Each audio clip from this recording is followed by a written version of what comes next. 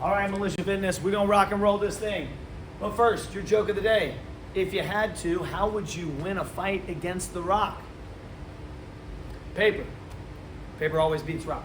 All right, for Monday's workout, here we go. All programs are starting with the same 2 parts here. We got 3 to 4 rounds. We're working through some single leg abducted RDLs.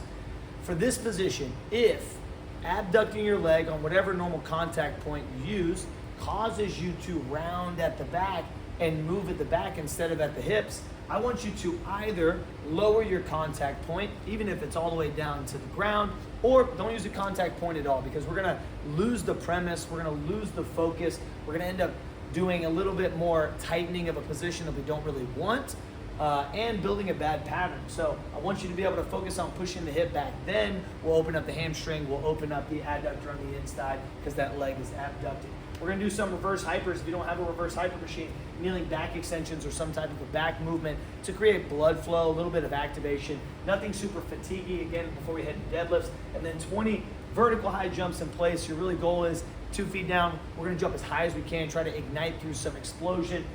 Get a nice solid landing, make sure you don't land like a bag of bricks, okay? Then we're gonna be doing some speed strength with some stamina deadlifts. We're gonna be doing this with a controlled lower, okay? So if controlling the lower feels like it's something that is detrimental to you or your back feels stiff, etc., then drop that bar from the top, or even better, lower your weight down and start to build control. What does control do? Time under tension, and it's gonna allow us to really be able to build the strength and build the mass in these hamstrings, right? So we're gonna go 10 at 30%, 6 at 40, 3 sets of 4 at 55 to 60, 6 sets of 3 at 65 to 70.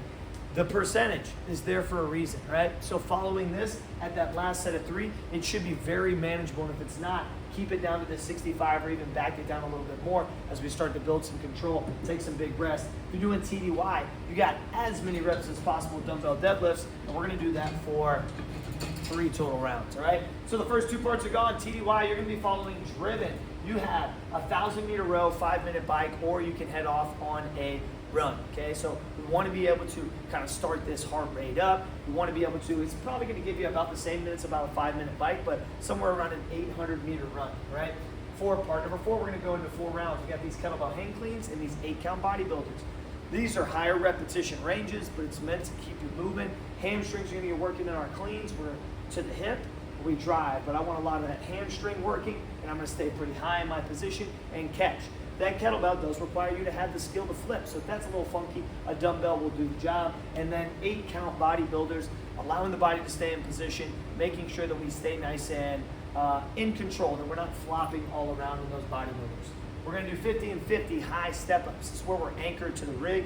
You can weight this with a dumbbell as well. And we're gonna kick back like a deadlift and sit all the way back until we touch the ground and drive back up, say on like a box, 24 inches to 30 inches.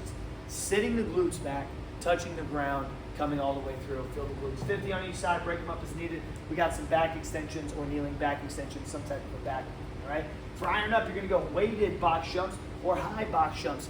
Weighted box jumps, that's just going to overload the amount of weight you have to be more explosive with.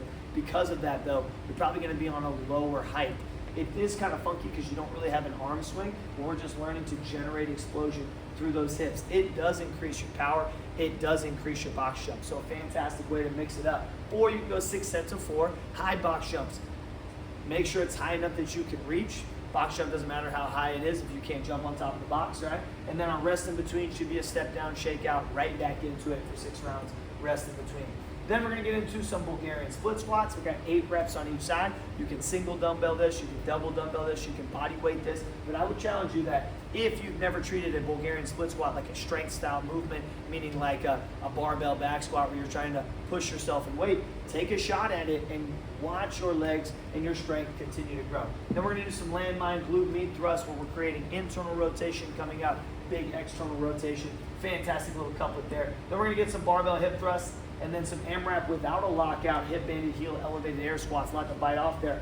Barbell hip thrust for the glutes. This hip banded heels elevated air squats is gonna give us the opportunity to really drive forward, magnify the quads. Gonna be fantastic pump for the legs there. For grit, it's 10 on and over the box. You're gonna go on, you're gonna go over. And then a single sandbag and a single farmer carry. Sandbag, farmer carry. One round you'll just hold one side, then we'll operate, we'll switch.